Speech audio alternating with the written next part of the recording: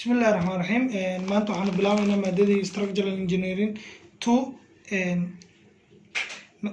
مادة ما أنتوا عن بلاوينا analysis of multi-strate by Bortle method. أنا Bortle method كاستعمالنا عشر كانوا 10 كي كواد structural engineering 2 أنا وهذلنا عشرة هراء سوق لنا بدنا mechanics structural engineering 1 maanta waxaan bilaabaynaa maadadii ardayda inta badan ay soo codsadeen oo inay wada sugayeen oo ahayd structural engineering 2 Bortle method-ka ardayda badanaa si jabtarkan ay aad u soo codsanayeen jabtarkan insha Allah wuu fudud yahay ilaa iyo waxaan isku dayi doonaa 3 example afar example la ka shaqeeyo 3 or 4 assignments idinka ayaa ka soo shaqeey doona aan idin diri doona insha Allah intaan example ku gudagelin waxaa muhiim inaad saddex qodob ogaato saddexda qodob ogaanayso waxaa waaye theory aad ku shaqeynayso oo aad macnaha oo sharci ah inaad adeegsato mar walba aad rabto inaad ka shaqeyso problem oo ah Bortle method insha Allah maanta theory-kooda wuxuu noqonayaa the shear force is twice the shear force and exterior column macnaheedu waxaa waaye shear force-ga aan soo helayno hal mar inta keen shear force-ga for example haddii aan inta awood of 4 soo helno inta waxay noqonaysaa 8 intana waxay noqonaysaa 4 macnaha kuwan labalaabkooda ayuu mar walba dhexlaya wax kale ma the shear force is the twice the shear of an exterior column wax kale maahan midda dhexda ku jirto mar walba waa laba jibaarka mid awoodaha geeska jiro ama shearta geeska jirto soo marka point labaad every column there is a point of inflection at the center of each column kastana wuxuu leeyahay haddii column-kan uu yahay 10 mitir for example dhexbartamihiisa waxaa ku yaalo oo kala barayo 5ka iyo 5ka point inflection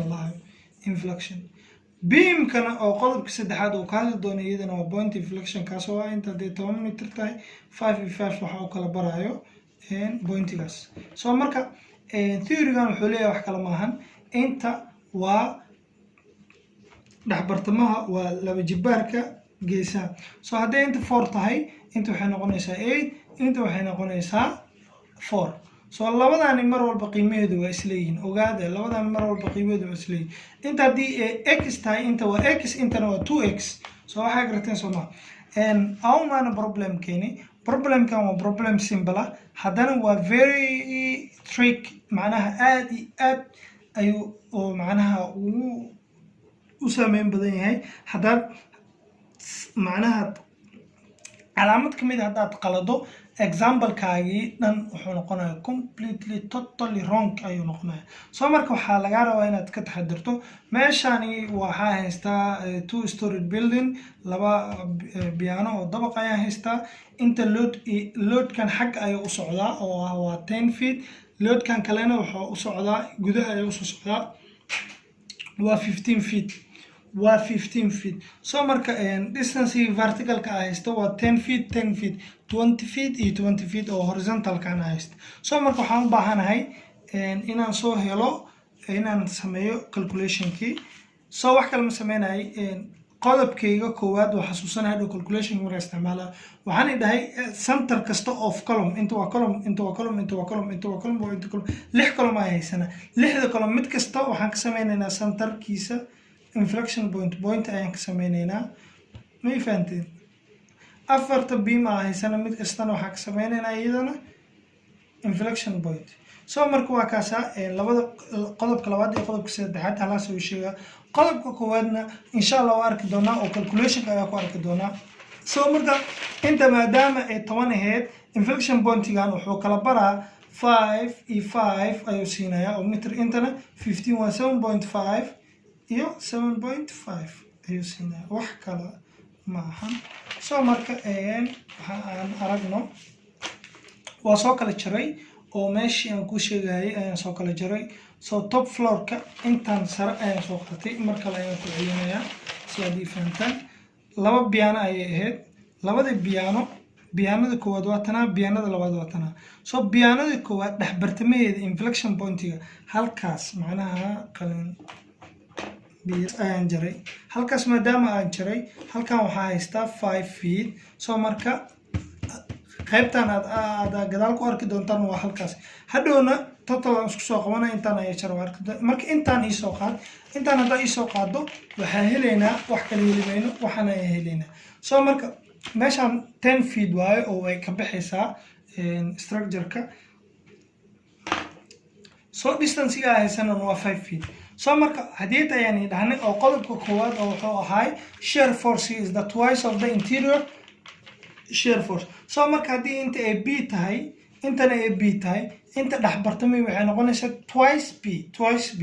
oo ah rule-kii koowaad ee assumptions-ka ee loo baahan yahay inaad barataan waa 3 qodob wax kale oo muhiim ah maahan beam-ka mid kasta wuxuu leeyahay dhex bartamihiisa inflection point column-kana sidoo kale each column iyo each beam waxay leeyihiin inflection point meeshaana mar walba oo interior-ka waa laba jibaarka kuwa geesaha wax kale maaha halaas waa 3 qodob so marka halkan inflection point-iga tobankan inta u socdaa tobankan wuxuu u socdaa tension macnaha structure-ka ayuu ku tagaa maadaama uu tobankan xagga u socdo forces-ka aan qaadanayo oo anaa macnaha samaystay p twice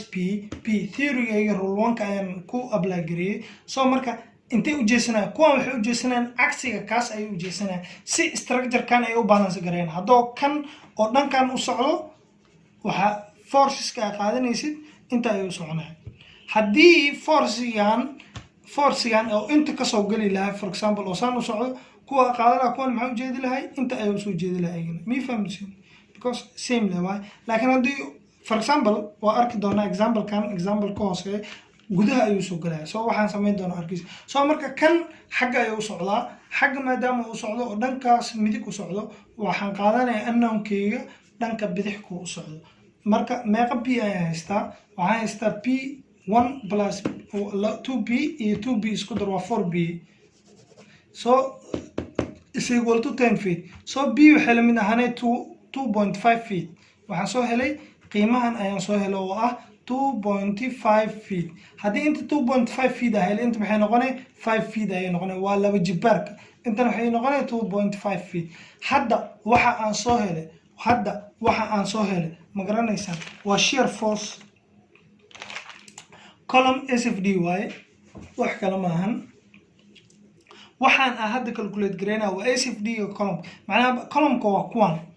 beam ma taabanayo column-yadan ayaa hadda soo helay so hadda waxaan soo helay 2.5 feet into 5 feet iyo into 2.5 feet so marka imaano ground floor oo ah qaybtii labaad ama biyaanada labaad biyaanada koowaad ayaan sameynay inflection point ayaan jirnay biyaanada labaad markaa imaano biyaanada labaad dhammaantood waa isku soo qabanaynaa meeshan maxay ahayd 10kii waa soo qoran haye intana maxay noo ahayd 15 kala barkeeda maxay noqonay 7.5 so marka isku soo dar intana 7.5 dheh so inaad arki doontaan ayaan rajeynaa waa halkana 10 feet iyo 7.5 marka meeshan imaaw meeshan kan inta u socdaa xagga ayuu socdaa kanna xagga ayuu socdaa labadaani kala jar labadan haddii aad kala jarto 15 oo looga jaro 10 waxaa waa 5 tan dhankan ayuu soo soconay oo structure-ka ayay soo galay maadaama ay structure-ka soo galayso ana waxaan sameynaa cagsiga oo waxaan sameynaa loadkan 5 ayaa intaan kasoo galayso cagsigeeda maxaa waaye waa qaldamay cagsigeeda waa kuwo saan u socdo cagsigeeda waa p oo usimgareyna xagga u socdo so marka kan waxay noqonaa p twice p oo same la mid ah 4p so marka 4b waxay la mid ahaanay labadan haddii aan kala jarno 15 oo 10 laga jaro because isku direction haddii u socon lahayn waa isku dar lahayn laakiin isku direction uma socdaan oo waa midkaan structure-ka ayuu soo galaya midkaan structure-ka ayuu ka baxaya so marka labadooda isku direction ma ahan sidaas la ajligeeda waan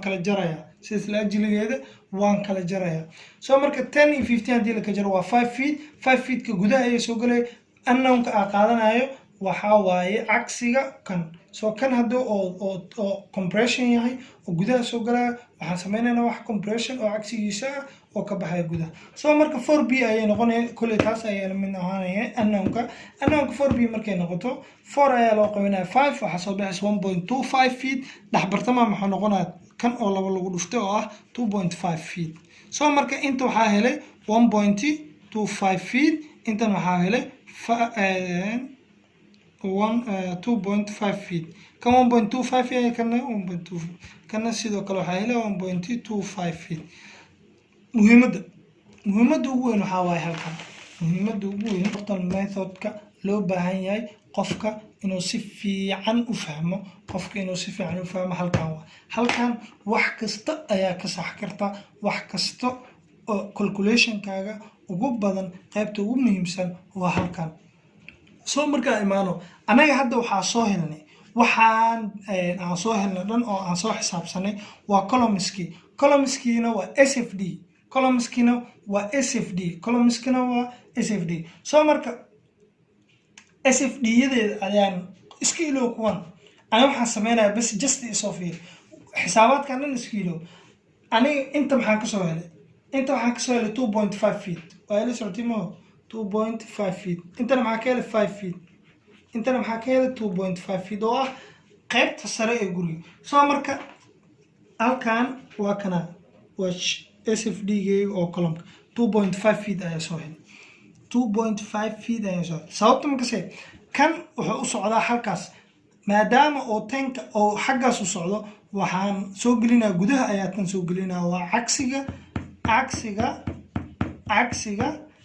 awoodda givenka ayna la siiyey cagsigeeda hadday gudaha usoo geli lahayd gudaha wax ka bixi laha ayaan sameyn lahaa so 2.5 feet waa kanaa oo waa soo helay geeskan dhaxbartamay maxay noqonaya 5 feet waa kanaa qalimaan kala duwan ku calaamaysta so 2.5 feet ka aan soo helay waa kanaa dhaxbartamay waa kanaa oo 5 feet waa kana haddana 2.5 feet so marka 2.5 feet 5 feet iyo 2.5 feet hadda waxaa soo helay qaybta sare ee columnka saddexda qiimo ee qaybta sare ee columnka waa kuwan 1 2 3 waxaa soo helay qiimayaashooda oo ah kuwan kan ma ahan kan waa momentiga waa gaari doonaa si loo soo helo xisaabtoodan iska iloow aniga ayaan kuu sheegi doona qaabka lagu soo helo so hadda waxaan u baahanahay kuwan ayaan soo helay kuwan wax kale maan ku soo helin waa analyze yaray ee unknownka aan qaadanay ka bacdina aan soo helnay waxa aan soo helnay waxa waa column SFD waxa aan hadda soo helnay waa column SFD oo ah qaybtii sare hadda waxaan u maanaynaa qaybtii hoose column SFD geed ayaan soo helnay iyadana waa soo helnay sorry waxaan ku soo helnay 1.25 ka waa kana 1.25 feet dhaxbartamadeedana waxaa waa twice b halkana 2.5 feet geeskana waxaa waa 1.25 so hadda maxaa soo helnay hadda waxaan soo helnay dhammaan columnka SFD-ga ee structure-keena column SFD ee structure-keena qiimihiisa ayaan soo helnay waa sawiri doonaa qaabka loo sawiro waa gaari doonaa insha allah waa kuwana iyagoo badan waxaas dhan waa iyagi ilaa marka waxaa laga rabaa inaan sawirno column SFD way kala horeeyaan hal mar okay marka waxaa la rabaa inaad ogaataan horta anaga waxaan soo saareynaa away halkan ayaan ku qoray so kooda hore waa inaad soo heshaa column SFD waa soo helnay oo value ayaa soo helnay weli ma aanan sawirin kaadi second waxaa ku xiga beam SFD lixda laga rabo saddex oo columnka AFD-giisa SFD-giisa iyo BMD-giisa beamka SFD-giisa AFD-giisa iyo BMD-giisa laakiin kulli misku daba qeyb kartid oo step by step ay rabaan waxaa ugu horeeya column SFD waxaa ugu horeeya beam SFD waxaa ku xigo column BMD waxaa ku xigo beam BMD waxaa ku xigo beam SFD column SFD saddexdan ugu dambeysa waa isku xiriyiin kanna wuxuu lixdoodaba waa isku xiriyiin oo midba mid ma loo hortegi karo soo marka hadda ugu horeeya column SFD-ga ayaan soo helnay oo ah structure-ka hadda ni sharxay oo 2.5 feet 2.5 1.25 soo marka hadda waxaan u maanaynaa waxaanu helaynaa ilaahay kuma samtanaanay waxaan helaynaa maadaama aan soo helno column SFD waxaan noogu xigo fiiriye saan ii sheego waaye beam SFD ayaa ku xigo beam SFD beamka waa kuwana 1 2 3 4 taas waa beam SFD waxaan ku heli karaa aniga halkan maxaa haystaa 10 ah haystaa sidoo kale waxaa haystaa column SFD columnka iyo 10 ah haysto isku direction miya maya maahne columnkana directionka ah haysto oo givenka xagga ayuu socdaa columnkana oo kan ahna halkan ayuu socdaa soo marka 10 ayaa waxaan ka jarayaa qiimaha haysto ah 2.5 inaad arkaysana aan filaa soo marka meeqa waaye 7.5 7.5k waa kana saan waa soo helay 7.5 shapekan sababta aan u sameeyaan ku sheegaa shapekan waxaa waaye kan waxaa waaye wuu ka tagayaa oo tension waaye oo dhankaas ayuu socdaa maadaama uu dhankaas u socdo oo tension yahay oo structure ka tagayo kuwan waxay beamkayga wuxuu noqonaa compression way fahanteen oo malan compression beamkayga wuxuu noqonaa compression haddii uu structure ka soo galayo oo dhankan u soo socdo oo gurigii dhankiisa u soo socdo oo compression oo noqonayo muxuu noqonaa beam SFD-gayga markii aan isku qalada maahan 10kan ayaa waxaa ka jaraa 25tan 25ta ka jaraa kan maaha markaan waxaa isticmaalaya kan kore inay fahantaan labadan ayaan isticmaalaya labadan isku direction maahan 10 laga jaray 2.5 waxaa weeyaan 7.5 waa qoranaya 7.5 kan waa uu leeyahay kan uu leeyahay marka aan imaano halkan ayaa imaanayna halka markaa imaano qiimahan oo SFD oo 2.5 kaas hadda uu ii qoran yahay laakiin ma haysto iska ilow certificate xagga dhaa 7.5 inta markaa haysto SFD columnka meeqa haystaa 5 feet ayaa haystaa kan iyo ayaa dhankan soo jiro so 7.5 feet oo dhankan u socoto iyo 5 feet oo dhankan u socoto labadooda kala jar 7.5 feet 5 feet hadaa ka jarto waa 2.5 waa taas like that sidaas la mid halkan maadaama uu columnkayga oo SFD si kala ku soo saar kara columnkayga maadaama SFD inta direct beam waxa uu siisaa 2.5 feet inta direct beam waxa uu siisaa 2.5 feet so beamka SFD giisa wuxuu noqonayaa 2.5 feet 2.5 feet markuu noqdo kan dhankan ayuu u socdaa kan xisaabso mar walba kan kugu dhow xisaabso dhankan ayuu u socdaa oo ah dhanka bidix so kanna wuxuu u socdaa dhanka bidix so 2.55 feet hataa ku darto wuxuu noqonayaa 7.5 focus labada dhinac waa macnaha waa kasoo geli karaa halkan ay imaano halkan beamka markaan SFD seeleyno waxaan xisaabsanaynaa saddex qodob marka waxaan xisaabsanaynaa kan oo ah 2.5 kan iyo kan saddexdaas ayaan xisaabsanaynaa oo ah 2.5 feet kan inta u socota qaybta hoose hadii tii kor isticmaalay hadda waxaan isticmaalaa tan hoose ayaa dhankan soo jirto oo saameynaysa beamkan soo marka hadda maxaa haysanaa 2.5 feet 2.5 feet inta u socota dhanka midig ayay u socotaa 15 feetna dhanka bidix ayay u socotaa marka 15 feet oo dhanka bidix u socoto iyo 2.5 hadii la kala iyo tan oo sidoo kale 1.25 oo dhankaas u socota so 1.25 iyo 2.5 isku dar oo isku direction ay u socota sababta isku daraa afantina malan 2.5 plus 1.25 majid waa 3.75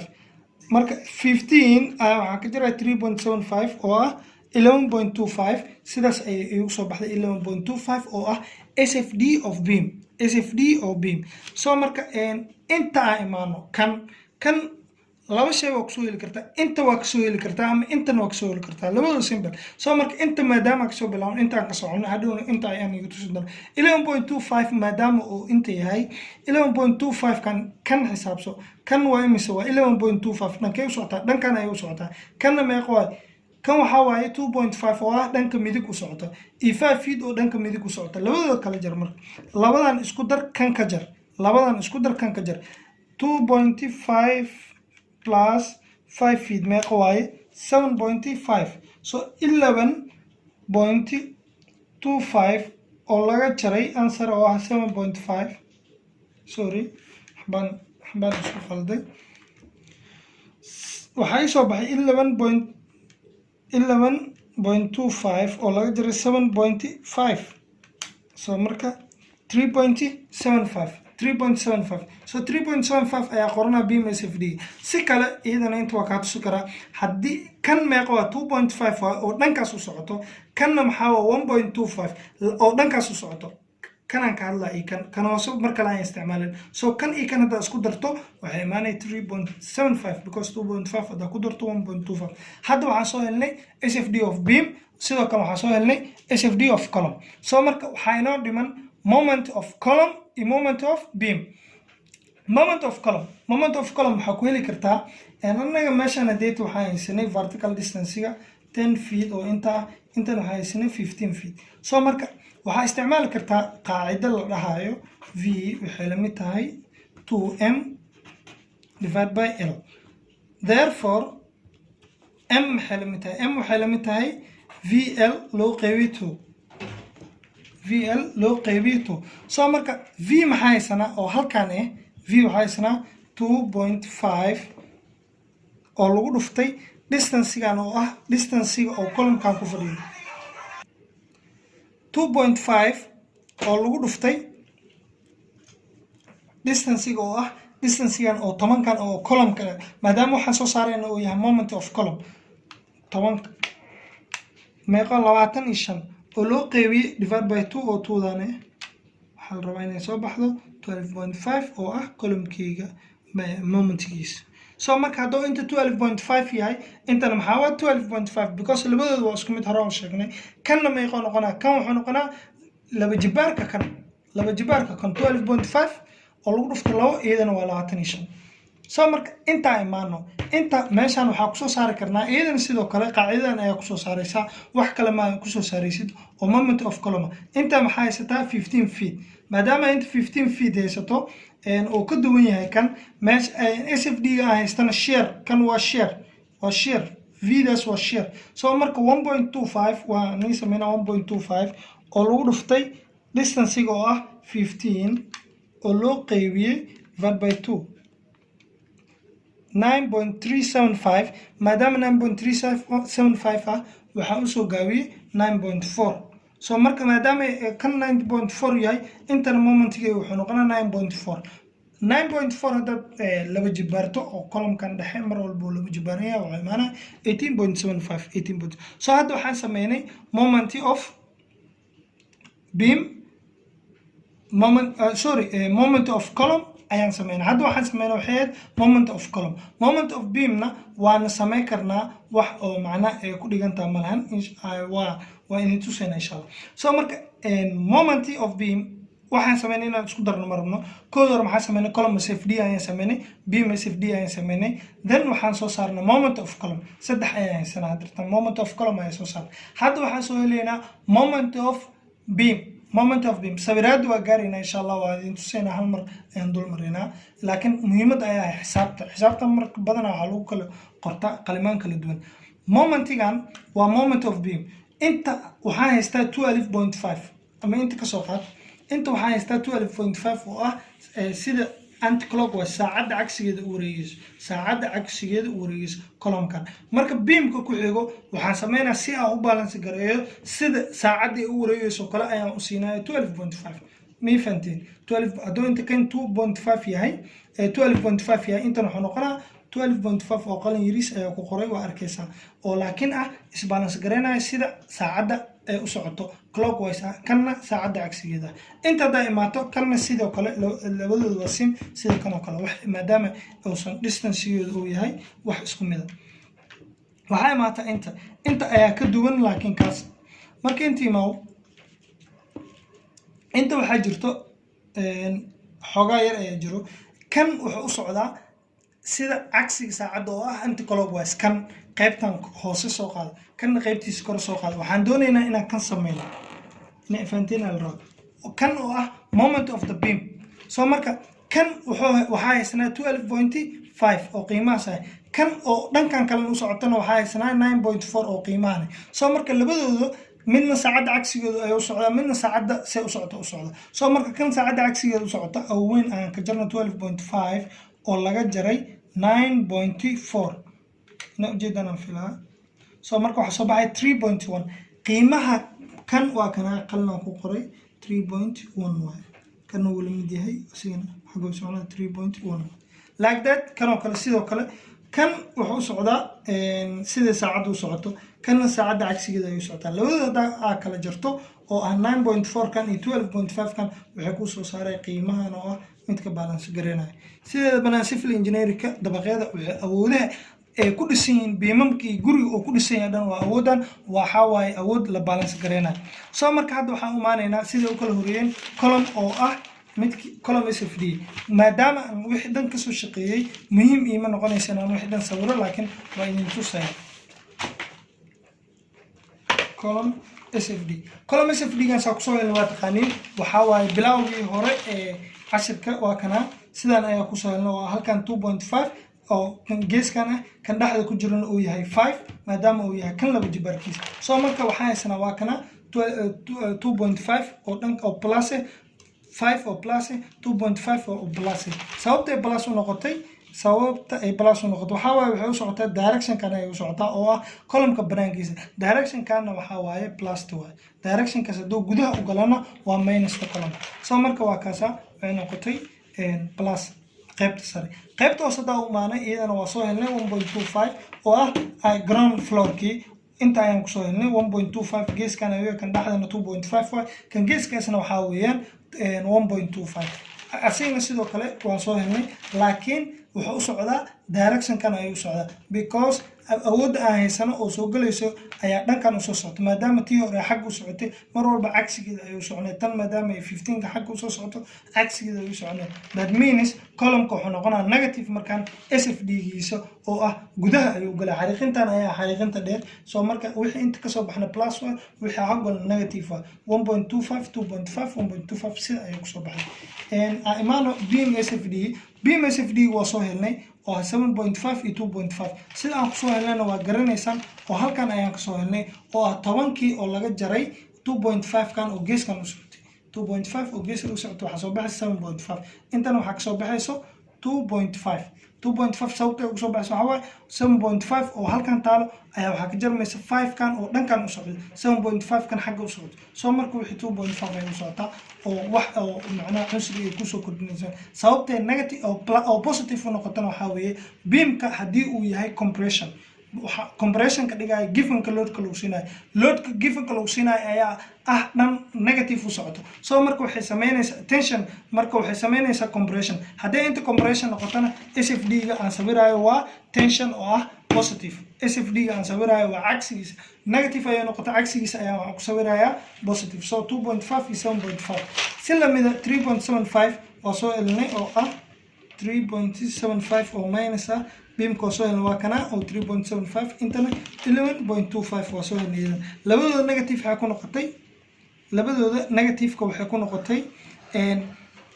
midan ayaa gudaha soo galay tension waa kan cagsigiisa waa tan compression ay ahayd laakiin tan waa tension maadaama ay tension tahay SFD ga wuxuu noqonaa negative haddii uu compression yahay SFD ga wuxuu noqonaa positive column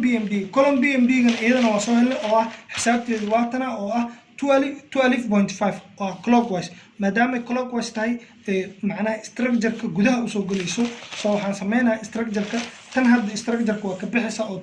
12.5 banaanka ayuu bixisa that means plasta ayaa geeskan soo marayso so plasta ayaa geeskan soo marayso waa 12.5 saas ayaa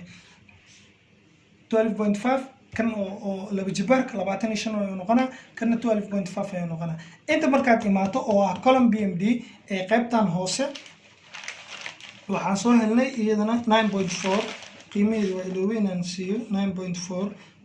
cagsigeeda 9.4 laba jibaarkeeda waxa waa 18.75 intana waa 9.4 laakiin cagsiga ayuu ahay maadaama uu kan uu yahay wax tension ah BMD ga aan sameynayo waa wax oo ah negative geeskas ka bilaana kan cagsigiisa wixii ay isbalance gareena oo ujeedin dabaqan xagga ayu plus ka inta minus ay ku xaggana plus ay ku wixii dan awoodii dhan ayaa macnaha is minus balance gareena soo marka xogaa degdeg ay jiro soo marka 12.5 kan waa beam BMD waxaan ku sameynaynaa moment diagram-ka wax kale ku sameeymayna waxaan ka soo helaynaa 12.5 soo wax kala maahan hadda waxaan soo saaraynaa beam BMD na hadda ayaan sheegay oo waan soo saaray waatana 12.5 oo ah dhankan gudaha ay soo galaysaa markaan way ka baxaysaa haddii inta uu baxayso inta korna uu ka ciyaal raba dhanka hoosena oo negative ka hoos soo noqdo soo waa u jeedin inta kor ay uu ka caysaa dhanka hoosena negative way inta kor ay uu ka caysaa oo waatana oo gudaha ay kor ugu baxaysaa momentiga waa 12.5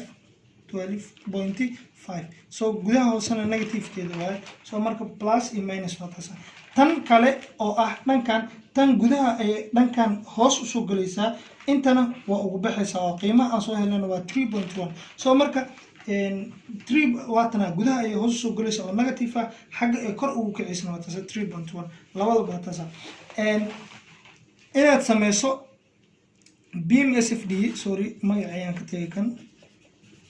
beam SFD ga wuxuu ku xiran yahay beam SFD ga inaad sameyso wuxuu ku xiran yahay haddii tayn shay beam BMD ayuu ku xiran beam BMD gana wax kala maahan waxaad u adeegsanaysaa formula oo ah SFD oo ah V waxaa lagu helaa 2m divided by L 2 waatana given y m teeda waxaa waaye 12.5 m teeda waxaa waaye 12.5 so marka 12.5 oo lagu dhuftay 12 labo waa 25 oo loo qaybiyay L ashana oo horizontal distance oo ah mid ugu weyneed oo la siiyay horizontal distance oo geeskana maadaama labadoodu symmetric tahay oo isku mid yihiin waa u qaybinaysaa 25 oo loo qaybiyo 20 meeqa waaye 1.25 so 1.25 wuxuu noqonayaa negative maadaama uu kan oo kor uu kacayo positive yahay haddii uu negative ka bilowdana kan wuxuu noqonayaa positive wax kale ma aha 3.1 so marka 1.25 ka waa soo saarnay oo waxaan ku soo saarnay 2 oo lagu dhuftay momenti oo 12.5 kan wuu ku duwan yahay saan filayo so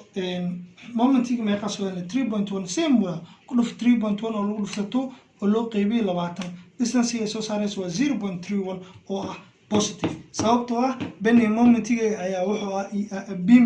bending momentiga beamka ayaa wuxuu yahay negative so kan wuxuu noqonayaa beam SFD ga positive wixii ayaa isbalance gareynaya kii ugu dambeeyay last function qaybta ugu dambeysay oo qaybta ugu taxliilta badan kan waxaa laga sameeyaa kan maadaama oo kan column AFD waa wax kala maahan qoraalkayga iska foolxun column AFD waxaa laga sameynayaa beam SFD maadaama beam SFD laga sameynayo 1.25 kan oo ah beam SFD waxaa maadaama negative yahay waxaa balance gareynaya column-ka oo ah 1.125 asina oo positive ah maadaama uu kan yahay kan wuxuu u soo socdaa hoos fiiri hoos ay u soo socdaa beamka waa kana soo marka waxaa laga baahan yahay wax balance gareynaya oo kan celinaya oo wax kor u socdo ka hortagaya sorry soo marka 1.25 hoos soo socdo waxay celi karto 1.25 awood lamida oo kor u socoto kor markay u socotana wixii waa positive soo marka inta imaana tanna waa sidoo kale iyadana tan negative waxa ku noqotay markan waxay u socotaa sorry 1.125 markan gudaha ay u socotaa la ajligeedu waxay ku noqotay negative soo marka qaybtan kala imaano oo 0.31 wax kale ma ku imaanin oo 9.4 kan sida ku imaateen waxaa laga jarayaa 1.125 laga jaray 0.31 stop grapes